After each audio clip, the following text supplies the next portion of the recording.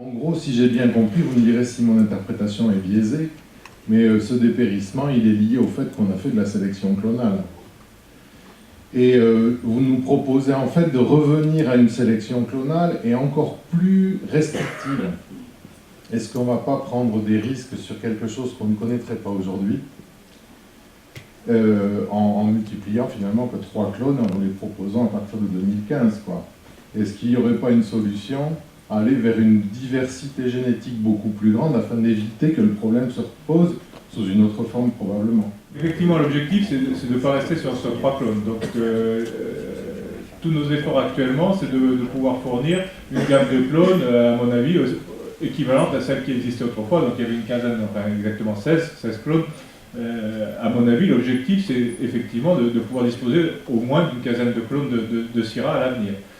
Simplement, donc, si on veut s'assurer et garantir aux professionnels à la fois un état sanitaire irréprochable et justement avoir une garantie quant à ce dépérissement, malheureusement, le processus prend du temps.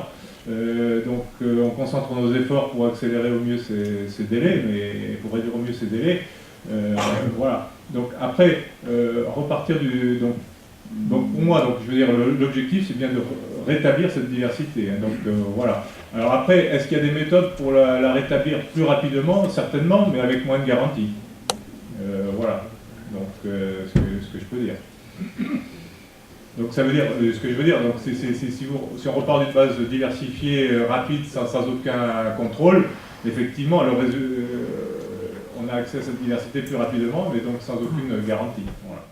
Je voudrais revenir sur la sélection clonale, parce qu'on a vu que c'était un outil qui permettait de sélectionner aujourd'hui les clones, mais je crois que c'est aussi un outil à disposition des vignerons pour à la fois vérifier les clones qui ont déjà été implantés, et aussi vérifier le clone qu'ils vont planter.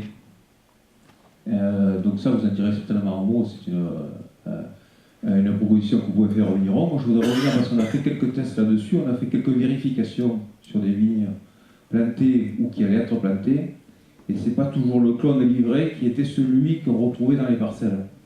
Donc quand on sait l'importance des clones, je crois que ce genre de contrôle est indispensable lors de nouvelles plantations. C'était pas une question, Olivier, c'était une remarque.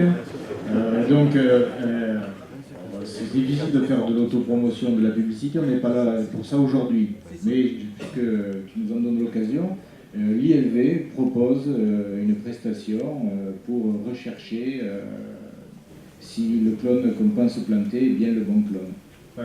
Appartient au groupe, parce qu'on ne peut pas tous les identifier. À part le 470, on peut vérifier que c'est bien du 470. Les autres, on peut vérifier s'ils font partie des groupes sensibles, dits sensibles ou des groupes non sensibles.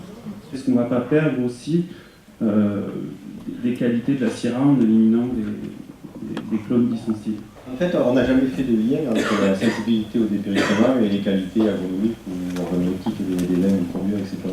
C'est-à-dire que si vous regardez le tableau que j'ai présenté tout à l'heure, où on part des moins sensibles 747, 470, 504 aux plus sensibles style 73 et 99, en fait, on a un peu toutes les catégories de clones qui sont représentées. Le 470, c'est un des clones qui est considéré comme les plus qualitatifs, qui est en principe le plus productif.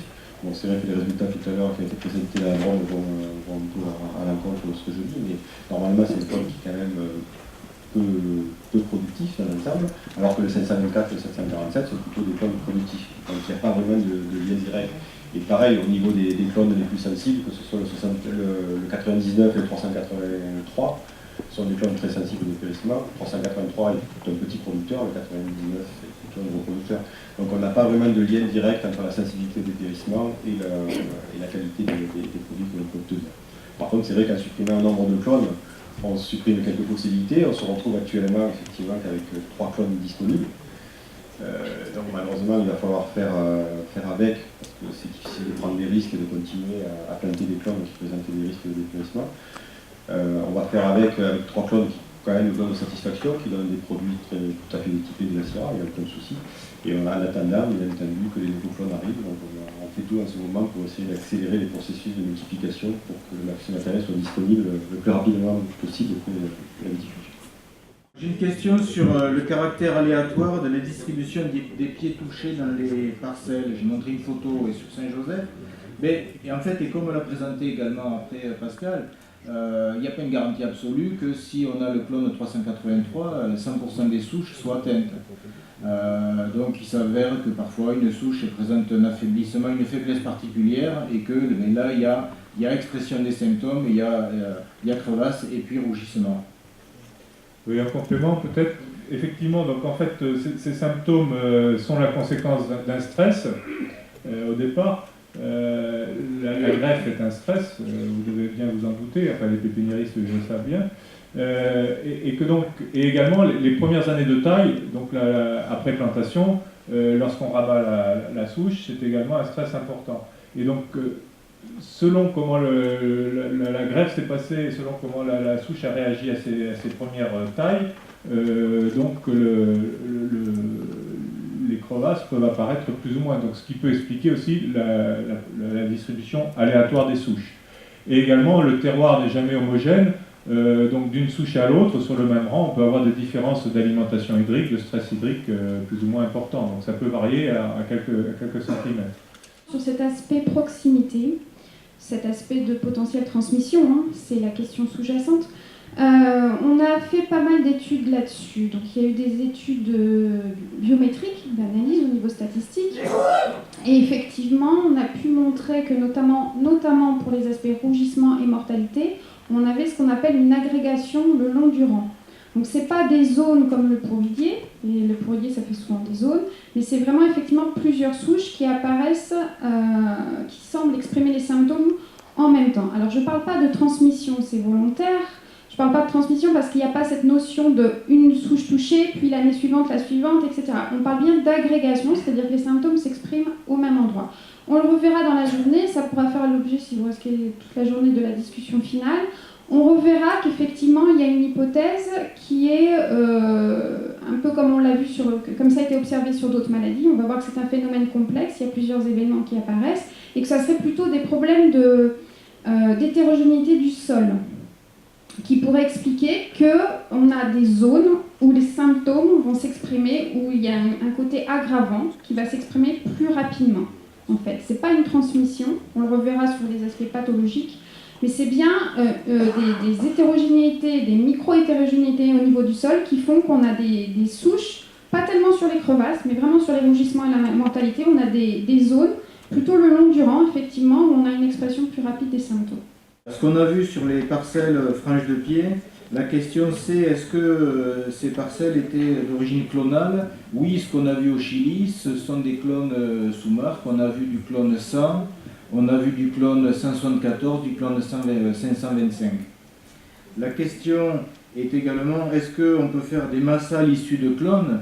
Faire des massales issues de clones, une massale dans une parcelle de clone 100, vous aurez du dépérissement. Donc je ne pense pas. Est-ce que la sélection massale est une solution? Et ça renvoie à la question que monsieur posait. Sous réserve qu'on est dans la population des clones qui soient corrélés avec le marqueur 5J7, ça peut s'envisager. Mais c'est un risque. Et une massale, s'il faut tester tout individuellement, c'est pas simple. Les gènes de sensibilité au dépérissement ont-ils été détectés dans d'autres cépages que la Syrah? Les métis peuvent-ils être affectés par le dépérissement en cas d'introduction de ces gènes lors des croisements? Donc, ce qu'il faut savoir, c'est que déjà au niveau de la sensibilité des cépages, pour l'instant, seule la Syrah présente ce type de dépérissement. Il n'y a pas d'autres cépages qui montrent ce type de syndrome. Au niveau des gènes de sensibilité, on va en parler cet après-midi, il y a des travaux qui sont conduits actuellement pour essayer d'identifier les gènes responsables, mais malheureusement, on ne les connaît pas encore au jour d'aujourd'hui. Donc, bien entendu, on ne peut pas savoir s'ils sont également présents dans d'autres cépages, ni s'ils peuvent être transmis lors des croisements pour les métis. A-t-on des plantations de clones peu sensibles d'un âge supérieur à 25 ans? Donc la question est bonne, puisque quand on avait fait les premières notations dans les années 2003-2004, on avait beaucoup de parcelles relativement jeunes, donc on a refait pour le coup pas mal de notations en 2011 pour confirmer les observations qui ont été faites, et de façon plus précise. Moi j'en connais au moins une par exemple, qui est une parcelle de clone qu'on suit à l'Irak. Elle n'a pas plus de 25 ans, mais elle a plus de 20 ans. Donc on a quand même des parcelles relativement anciennes. Alors je parle de clones peu sensibles parmi les 3 qui sont déjà agréés. Donc, forcément, il n'y a pas de parcelle à part le conservatoire. Et juste pour l'anecdote, dans cette parcelle de clones sur l'Irak, qui a plus de 20 ans, où il y a une dizaine de clones, aujourd'hui, sans plan, du 524 et du 470, vous les retrouvez à l'œil sans aucun problème, tellement l'écart en termes de mortalité est fort, quoi. Juste pour vous situer un peu l'écart qu'il peut y avoir entre les clones en termes visuels, si on veut sortir des chiffres, c'est très très significatif. J'ai une remarque, une question par rapport au clone 470 qui dans certains secteurs, c'est vrai, présente des niveaux de rendement relativement faibles. Et donc la question était comment conseiller des clones de Syrah non dépérissants qui peuvent éventuellement être sur des niveaux de production comme le 470, voire moins productifs que le 470. Les clones que j'ai présentés là, c'est clair qu'il y en a un, le 355, qui semble être un peu en dessous du 470. Maintenant, le 470, dans certaines zones, se comporte très bien et a des niveaux de production qui sont relativement confortables et assez intéressants. Donc, on est toujours sur une adaptation du clone au terroir. Après, il existe déjà des clones agréés qui ont des niveaux de production qui sont quand même confortables et qui ne sont pas dépérissants. Donc, on élargit la gamme, on présente des clones en plus. Maintenant, c'est clair qu'ils ne répondront pas à toutes les situations et il faudra continuer à adapter le clone à son terroir pour avoir des niveaux de production intéressants et au moins atteindre les objectifs.